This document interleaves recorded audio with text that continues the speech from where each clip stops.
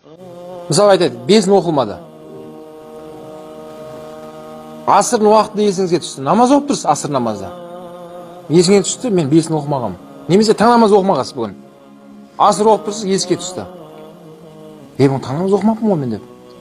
Намаз бұзылады сол жерде. Не оқисыз? Таң намаз оқып аласыз. Кейін одан кейін оқып қойған бесіндің парызын қайттан оқисың. Одан кейін асыр оқисың.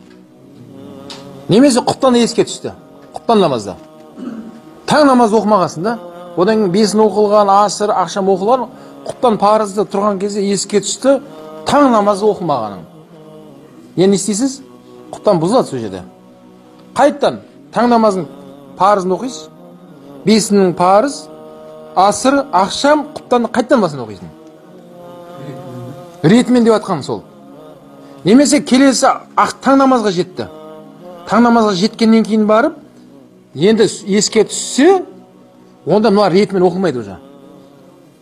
Мысалы, таң намаз оқиын деп тұрған кезде, таң намаз уақытта, кешегі ақшам намазы оқылмаған есіңе түсті да, алтын намазға жетті ғой.